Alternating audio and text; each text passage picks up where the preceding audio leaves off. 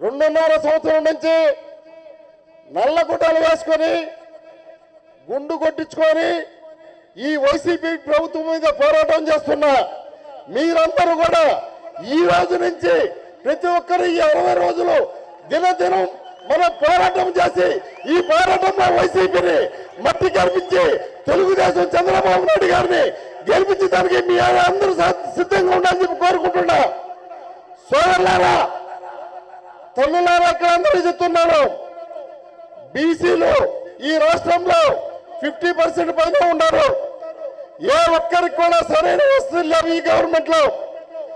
ఆనాడు శ్రీ రామారావు గారు 24% బీసీలకు ఇస్తే చంద్రబాబు నాయుడు గారు దాన్ని 34% చేస్తే ఈ దుర్మార్గుడు జగన్మోహన్ రెడ్డి వచ్చి దాన్ని 24% చేశాడు. మరలా మన పదవులన్నీ వాళ్ళు అనుభవిస్తున్నారు.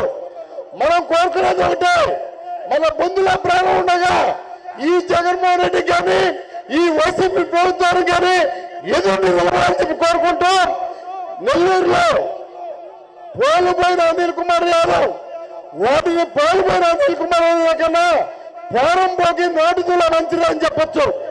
ఎందుకంటే వాడు తప్పుడు కేసులు పెట్టాడు, 19 కేసులు. ఒక కేసులో బెయిల్ తీసుకొని నేను విజయవాడలో ఉన్నాం కదా ఇంకొక కేసు పెట్టారు ఈ దుర్మార్గులు పోలీసులు.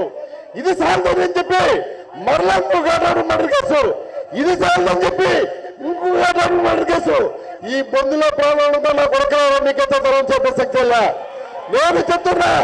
మనందరం కలిసి దినేష్ రెడ్డి గారిని గెలిపించుకోవాలా, మన బీసీలకు న్యాయం చేకూర్చుకోవాలంటే చంద్రబాబు సహకారం ఉండాలని చెప్పి కోరుకుంటూ సెలవు తీసుకుంటున్నా. జయ బీసీ అంటే జయం కలగాలంటే బీసీ సోదరి సోదరుల అండ ఖచ్చితంగా ఉండాలి. ఆ జయానికి మన బీసీల వంతు ఉండాలనే ఉద్దేశం మన తెలుగుదేశం పార్టీ చంద్రబాబు నాయుడు గారికి.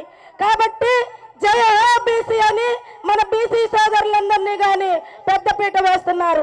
అలాంటప్పుడు ఖచ్చితంగా మనం బీసీలందరమే 50% ఒక నాయకుడిని ఎన్నుకోవాలంటే మన బీసీ వాళ్ళ చేతుల్లో ఉంది.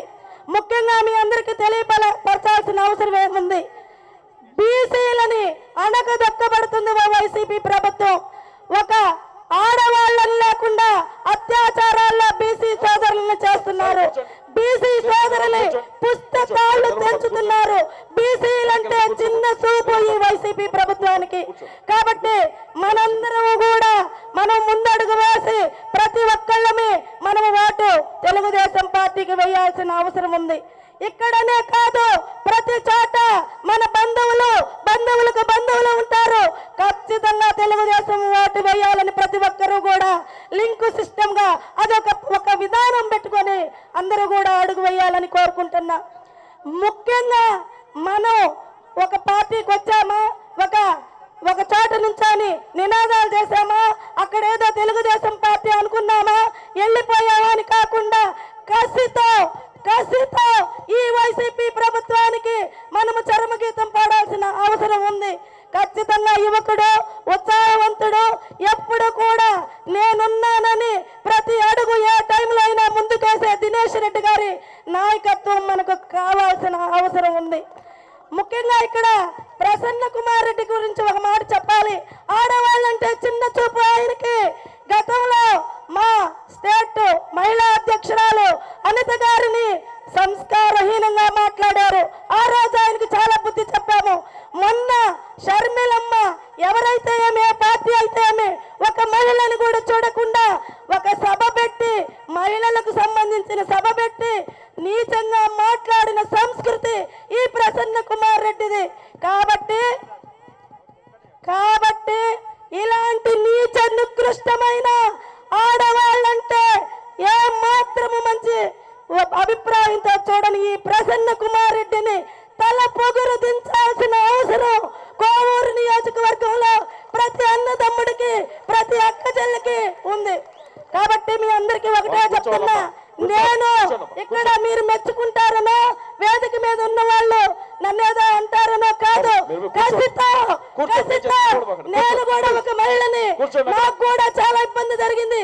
ఈ ప్రసన్న కుమార్ రెడ్డిని ఎంత హీనంగా మనము ఇక ఎప్పటికీ కోవూరని తిరిగి చూడకుండా తరిమి కొట్టాలని ప్రతి ఒక్కరికి పిలుపునిస్తూ మీ అందరికీ నమస్కారాలు. ఈ అవకాశం ఇచ్చినందుకు ధన్యవాదములు. జై ఓబీసీ.